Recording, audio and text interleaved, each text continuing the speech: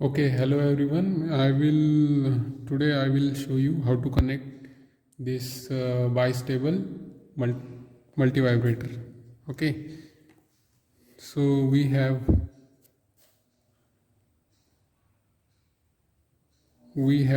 two BC547 ICs. Then we have two 1 kilo ohm resistors, two diodes. Then we have four 220 kilo ohm resistors and four capacitors of 1 nanofarad. Okay, so to start, first take the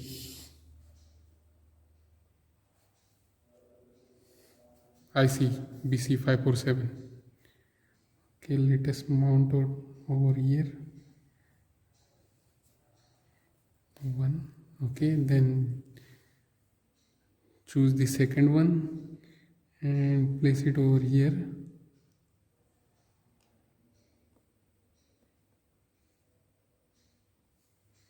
This is the transistor bistable multivibrator. So after connecting these two ICs, we require two parallel combinations of capacitor and resistances. Okay, so connect such parallel combination of resistance and capacitor to one of the collector of first transistor, and then take capacitor so that this parallel combination will further connect to the base of the other transistor.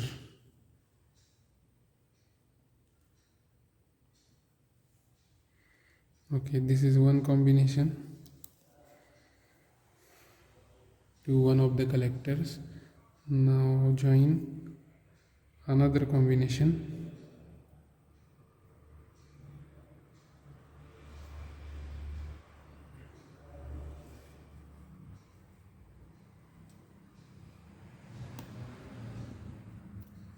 Okay, this is the resistance. Take one more capacitor.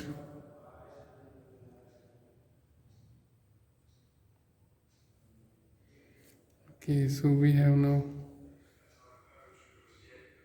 resistance capacitor combination.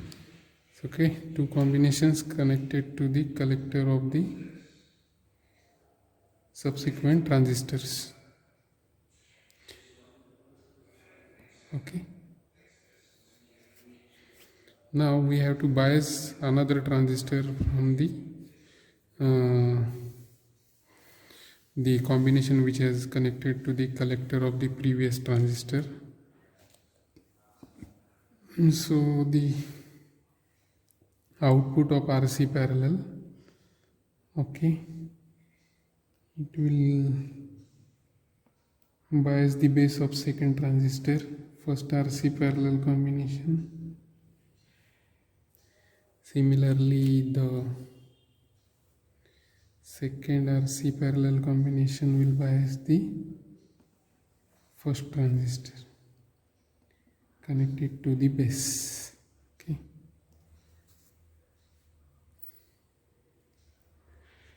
now we have to connect 1 kilo ohm resistances through which we are giving power supply to the transistors. So I'm connecting 1 kilo ohm over here, another 1 kilo ohm,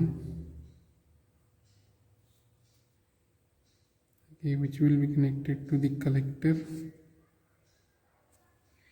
of the transistor.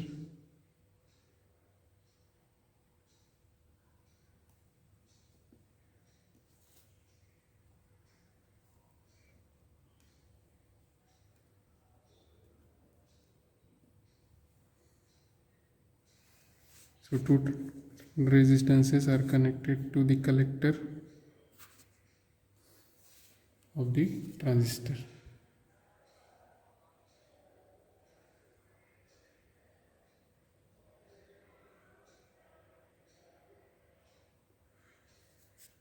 Now after that we have to connect the loop. We have to connect this loop. Okay, we have connected this R1, okay, 1 kilo ohm, this R4 1 kilo ohm to the collectors. We have connected two parallel RC combinations, this one and this one. So this first combination will bias the base of this one. The second RC parallel combination will bias the base of this one. Now this is connected. Now we have to connect this loop. This is R5, C1, C4, R6. So let us take this R5. Okay, connect it to the collector of this transistor, first transistor.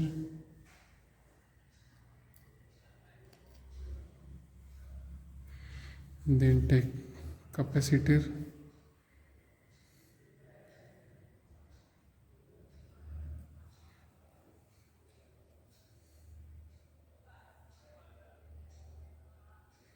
then there is one more capacitor,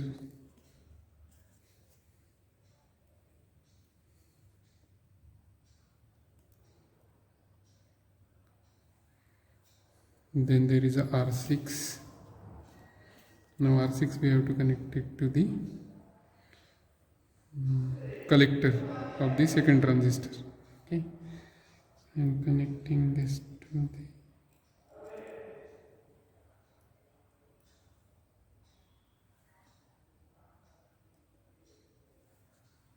okay, I have connected the to the collector of the second transistor, that is this connection. Now I have connected R5, I have started from this point, then I have connected capacitor 1 nanofarad, then another capacitor, then this resistance 220 kilo ohm, and this to the collector point. Now after that we have to connect two diodes. Okay, first diode,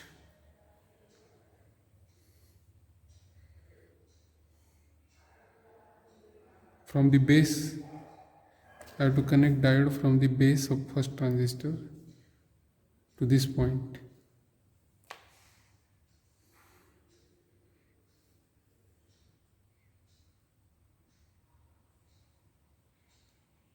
So wherever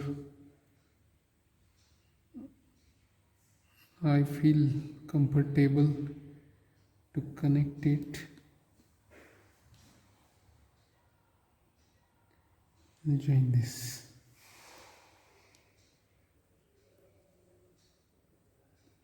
Okay, now diode is connected to this common point.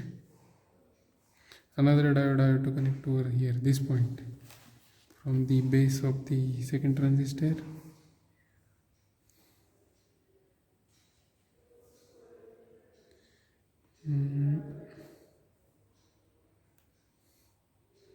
Cathode facing down, cathode of the diode facing down. Okay, so I have connected two diodes.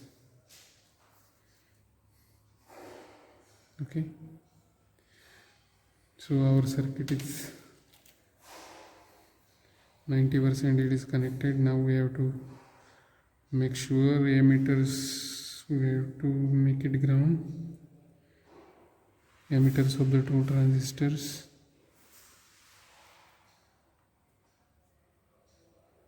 I am shorting these two emitters and then I am taking common to the ground. Then after connecting this, what I have to do, I have to connect the power supply over here, 10 volt DC power supply. So this.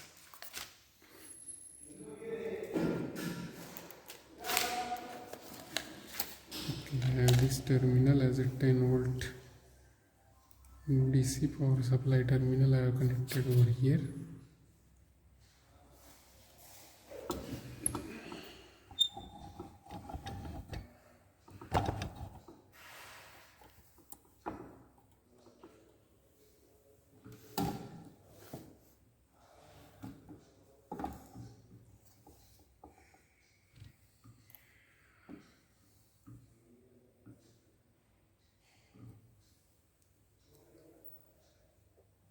Then I have one more terminal which is grounded for power supply.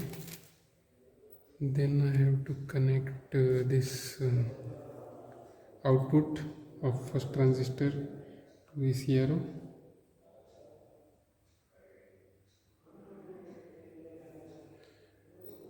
Again the output of the second transistor, collector of the second transistor.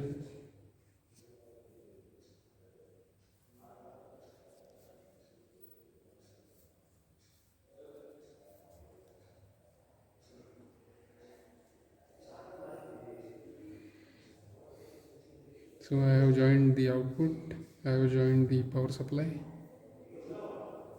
Okay. Now I have to make the frequency input here in between two capacitors. I have connected frequency input. Now one more connection is left. This line I have to make it ground. So this is connected to the all grounding terminals over here.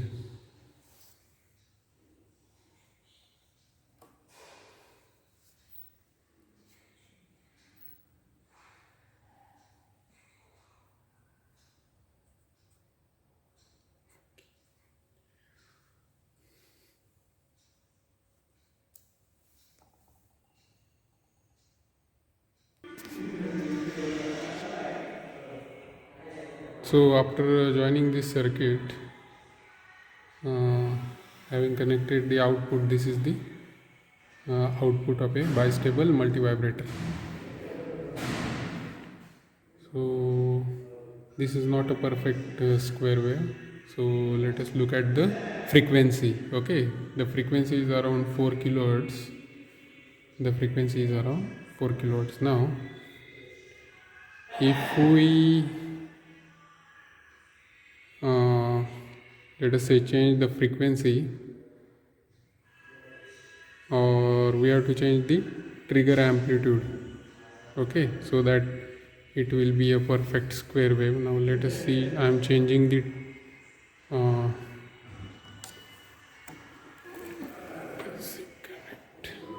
okay, now let us see what will happen if I change the amplitude. Okay, now firstly they are distorted, so when I make it amplitude small, okay, now this will become a square wave.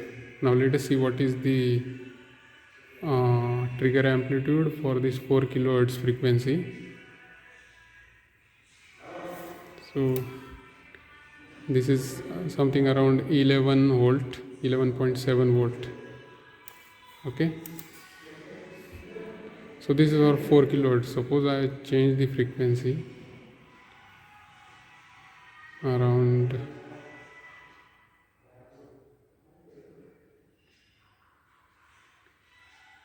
around 20 kilohertz. Now let us see what will happen. Again the waveforms are distorted. Again I have to change the trigger voltage.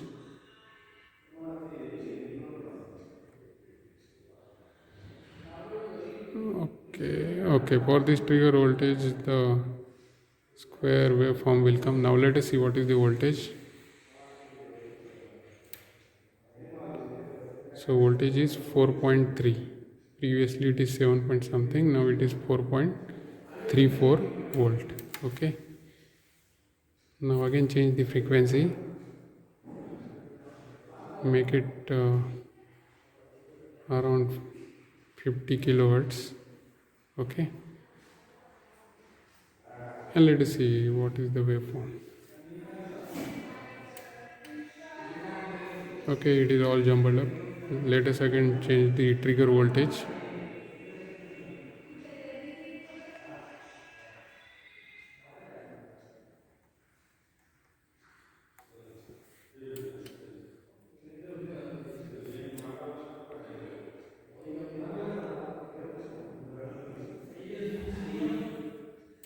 Okay, now this for this trigger voltage we are getting exactly good square waves.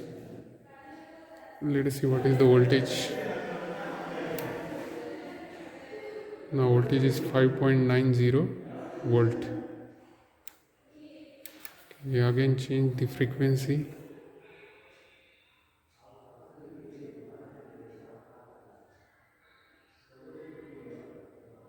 $70 kilohertz.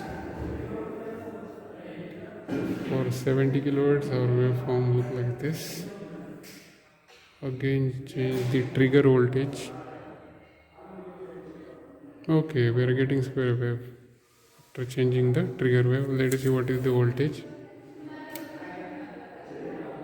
Now it is increasing 7.07 volt. Again, change the frequency. Now it is around 0.1 megahertz or 100 kilohertz. Okay, and our waveform, let us change the amplitude, trigger amplitude. Okay, we got the square waves. Now let us see what is the voltage. Again it is 7.09 volt.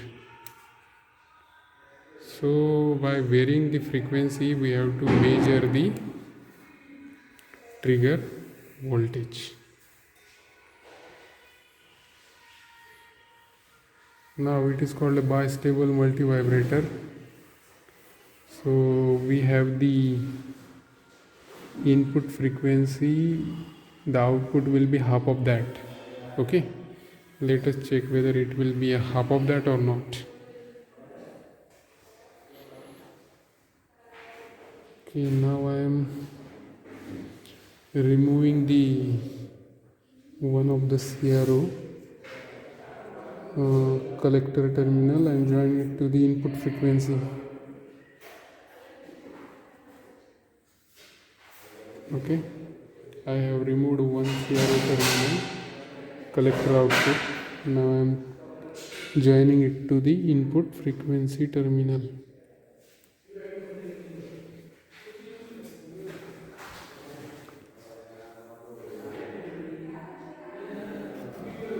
Okay, so from this waveform you can see that the output frequency is half of the input frequency. Okay,